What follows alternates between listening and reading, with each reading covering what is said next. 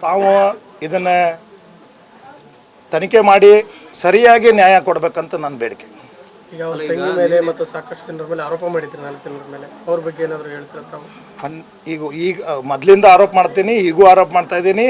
ಇದಕ್ಕೆ ಯಾರ್ದು ಕೂಡ ಯಾರ್ಯಾರು ಕೈವಾಡಿದೆ, ಎಷ್ಟು ದಿವಸದಿಂದ ಕೈವಾಡಿದೆ, ಯಾವ ಆ್ಯಂಗಲ್ದಾಗ ಯಾವ ರೀತಿ ಆಕಿನ ಬಲಿ ತಗೋಬೇಕು, ಯಾವ ರೀತಿ ಆಕಿನ ಡೈವರ್ಟ್ ಮಾಡ್ಕೋಬೇಕು, ಯಾರ್ಯಾರು ಇದಕ್ಕೆ ಪ್ರವೋಕ್ ಮಾಡಿದ್ದಾರೆ, ಕುಮ್ಮಕ್ಕ ಕೊಟ್ಟಿದ್ದಾರೆ, ಅವ್ರನ್ನೆಲ್ಲರನ್ನೂ ಕೂಡ ನಿಷ್ಪಾತವಾಗಿ ಯಾರೇ ಇರಲಿ ಇವತ್ತು ನನ್ನ ಕುಟುಂಬದವ್ರು ಇದ್ದರೂ ಕೂಡ ಅವ್ರನ್ನ ಅರೆಸ್ಟ್ ಮಾಡಬೇಕು, ಅವ್ರನ್ನ ಜೈಲಿಗೆ ಹಾಕೋ ಕೆಲಸ ಮಾಡಬೇಕು, ಅವ್ರಿಗೆ ಶಿಕ್ಷೆ ಆಗಬೇಕು. ಬರೀ ಜೈಲಿಗೆ ಹಾಕಿದ್ವಿ, ನಾಳೆ ಜಾಮೀನು ತೊಗೊಂಡ್ರು ಹೊರಗಡೆ ಅದು ರಾಜಾರೋಷವಾಗೆಲ್ಲ. ಯಾಕಂದ್ರೆ ನಾನು ಈ ಹೋರಾಟ ಯಾಕೆ ಮಾಡ್ತಾಯಿದ್ದೀನಿ ಅಂದರೆ, ನನ್ನ ಮಗಳನ್ನು ಒಬ್ಬೇಕೆ ಮಗಳು, ಅಕ್ಕಿನ ಹುಲಿಯಾಗಿ ಬೆಳೆಸಿದ್ದೆ ನಾನು. ಗಂಡು ಮಗಳಂತೆ ಹುಡುಗ ಅಂತ ತಿಳ್ಕೊಂಡು ನಾನು ಬೆಳೆಸಿದ್ದೆ. ಅಕ್ಕಿ ಇವತ್ತು ಮಾಡ್ರಾಗ ಅಂಥ ಉಕ್ಕಿನ ಮೇಳೆ ಇದ್ಲಕ್ಕಿ. 15 ಆಗಸ್ಟಿಗೆ ಹುಟ್ಟಿದ್ಲಕ್ಕಿ. ಆಗಸ್ಟ್ 15ಕ್ಕೆ ಸ್ವಾತಂತ್ರ್ಯ ದಿವಸದಿಂದ ಹುಟ್ಟಿದಂಥ ಹುಡುಗಿ ಆ ಥರ ಬೆಳೀತಾ ಇದ್ಲು. ಆಕಿನ್ನ ಆ ಜಾಲದಾಗ ಸಿಗಿಸ್ಬೇಕಂತ ಏನು ಪ್ರಯತ್ನ ಪಟ್ಟರಲ್ಲ, ಆ ಒಂದು ದೊಡ್ಡ ಜಾಲ ಇದೆ. ಅದು ಕಾಲೇಜ್ ಲೈಫ್ನಾಗ ಇರ್ತಕ್ಕಂಥ ಎಲ್ಲ ವ್ಯವಸ್ಥೆ ಎಲ್ಲ ಇನ್ಸ್ಟಿಟ್ಯೂಟ್ದಾಗೂ ಆಧಾರ ಅಂತವ್ರು.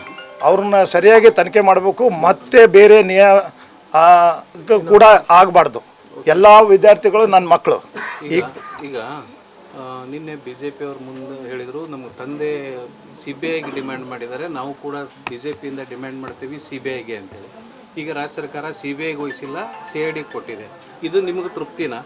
ಈಗ ಪ್ರಾಥಮಿಕ ಹಂತವಾಗಿ ನನಗೆ ಲೋಕಲ್ ಕಮಿಷನರ್ ಮಾಡಬೇಕಾಯ್ತು ಈ ಕೆಲಸ. ನನಗೆ ತ್ವರಿತಗತಿಯಲ್ಲಿ ಎಲ್ಲ ಆ್ಯಕ್ಷನ್ ಆಗಬೇಕಾಯ್ತು, ಎಲ್ಲರೂ ಅರೆಸ್ಟ್ ಮಾಡಬೇಕಾಯ್ತು. ಅವರು ಒಬ್ಬನೇ ಅರೆಸ್ಟ್ ಮಾಡಿ ಉಳುಕಿದವರಿಗೆಲ್ಲ ರಾಜಾರೋಷವಾಗಿ ಅಡ್ಡಾಡಕ್ಕೆ ಕೊಟ್ಟಿದ್ದರು. ಅದರಿಂದ ನನಗೆ ಅಸಮಾಧಾನ ಆಗಿದೆ. ನನಗೆ ಇಮಿಡಿಯೇಟ್ಲಿ ಇಂಟೆಲಿಜೆನ್ಸಿ ರಿಪೋರ್ಟ್ ಇತ್ತು, ಮಾಧ್ಯಮದಿಂದ ಎಲ್ಲ ತಿಳ್ಕೊಂಡಿದ್ದೆ. ಎಲ್ಲರೂ ರೀತಿಯಿಂದ ನನಗೆ ಸಕಲವಾದ ಮಾಹಿತಿ ಇರೋದ್ರಿಂದ ನಾನು ಒತ್ತಾಯ ಮಾಡ್ತಿದ್ದೆ ಕಮಿಷನರ್ಗೆ, ಯಾವುದೇ ರೀತಿಯಿಂದ ಕೈ ಕಟ್ಕೊಂಡು ಕುಂತು ಯಾರ್ದೋ ಕೈ ಗೊಂಬೆಯಾಗಿ ಕೆಲಸ ಮಾಡತ್ತಿದ್ರು.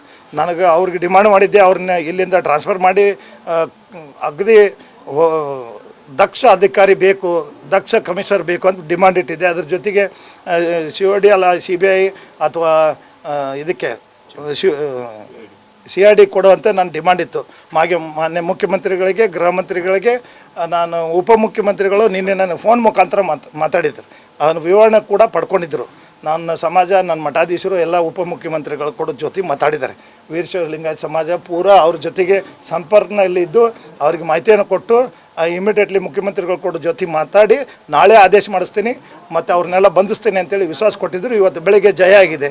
ಇದು ನಮ್ಮ ಮಠಾಧೀಶರು, ನಮ್ಮ ಸಮಾಜ, ಈ ಹೋರಾಟಗಾರರ ಒಂದು ಹೋರಾಟದಿಂದ ಈಗ ಸದ್ಯ ಒಂದು ಪ್ರಾಥಮಿಕ ಹಂತದಲ್ಲಿ ಸ್ವಲ್ಪ ಜಯ ಆಗಿದೆ.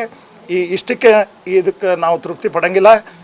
ಸರಿಯಾಗಿ ನಿಷ್ಪಕ್ಷವಾಗಿ ಅದನ್ನು ತನಿಖೆ ಮಾಡಿ ಅವ್ರನ್ನೆಲ್ಲರನ್ನ ಬಂಧಿಸಬೇಕು. ಜೀವಾವಧಿ ಶಿಕ್ಷೆ ಮತ್ತು ಅವರು ಗಲ್ಲು ಶಿಕ್ಷೆ ಏರಿಸೋ ತನಕನೂ ತಾವೆಲ್ಲರೂ ಅದಕ್ಕೆ ಸರಿಯಾಗಿ ಒಂದು ವರದಿಯನ್ನು ಕೊಡಬೇಕಂತೇಳಿ ನಾನು ಇಚ್ಛೆಪಡ್ತೀನಿ.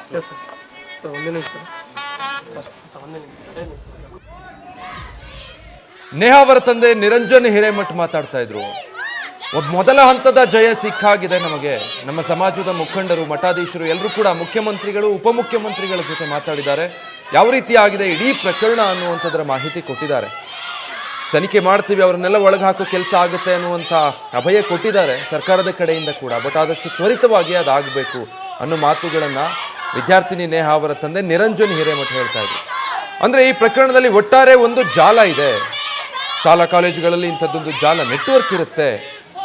ನೇಹಾರಂಥ ವಿದ್ಯಾರ್ಥಿಗಳನ್ನು ಆ ಜಾಲದೊಳಗೆ ತೆಗೆದುಕೊಳ್ಳೋದಕ್ಕೆ, ಅವರನ್ನು ದಾರಿ ತಪ್ಪಿಸೋದಕ್ಕೆ ವ್ಯವಸ್ಥಿತವಾಗಿ ಒಂದು ಜಾಲ ಇದೆ, ಅದು ಕೆಲಸ ಮಾಡ್ತಾ ಇದೆ. ಅಂಥ ಜಾಲವನ್ನು ಹೆಡೆಮುರಿ ಕಟ್ಟಬೇಕಾಗಿದೆ. ಇಲ್ಲಿ ಆರಂಭಿಕವಾಗಿ ಕೂಡ ನಾನು ಒಂದು 4-5 ಜನರ ಮೇಲೆ ಆರೋಪ ಮಾಡ್ತಾ ಇದ್ದೆ. ಈಗಲೂ ಕೂಡ ಅದೇ ಆರೋಪ ಮಾಡ್ತಾ ಇದ್ದೀನಿ.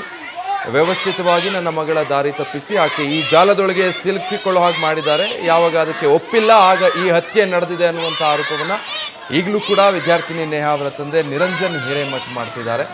ಆದರೆ ರಾಜ್ಯ ಸರ್ಕಾರ ಈ ಪ್ರಕರಣವನ್ನು CIDಗೆ ವಹಿಸಿರುವಂಥದ್ದು.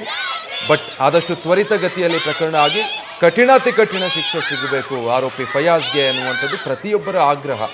ಈ ಪ್ರಕರಣದಲ್ಲಿ ಅವರ ಕುಟುಂಬ ಸದಸ್ಯರದ್ದಷ್ಟೇ ಅಲ್ಲ, ರಾಜ್ಯವ್ಯಾಪಿ ಯಾರ್ಯಾರೆಲ್ಲ ಮನೇಲಿ ಕೂತ್ಕೊಂಡು ಈ ಪ್ರಕರಣದ ಬಗ್ಗೆ ಅನುಕಂಪ ಪಟ್ಕೊಂಡಿದ್ದಾರೋ, ಆಕ್ರೋಶ ಇದೆಯೋ ಎಲ್ಲರದ್ದು.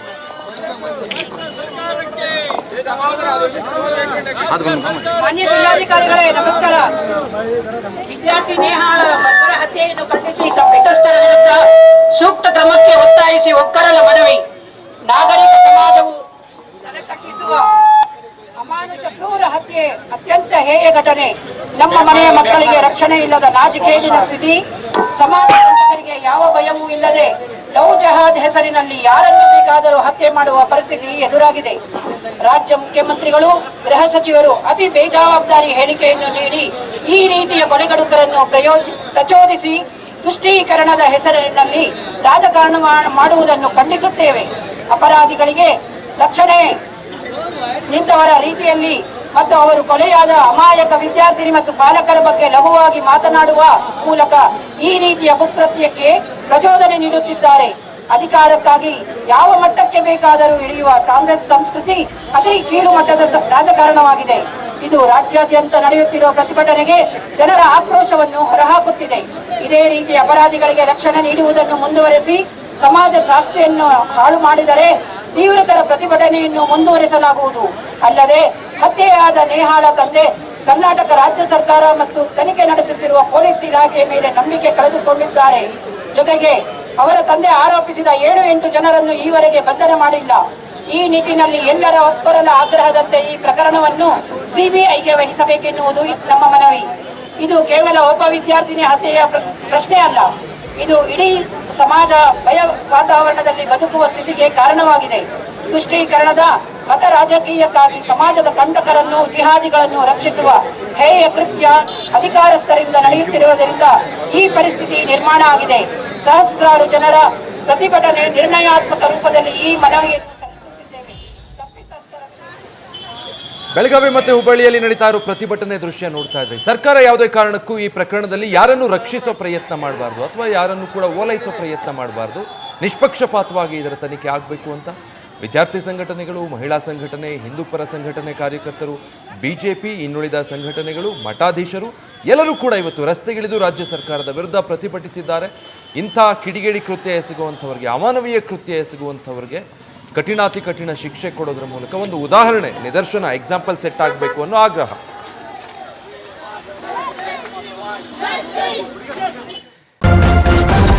ನ್ಯೂಸ್ ಫಸ್ಟ್ ನಿರ್ಭೀತಿಯಿಂದ ನಿಮ್ಮ ಪರವಾಗಿ.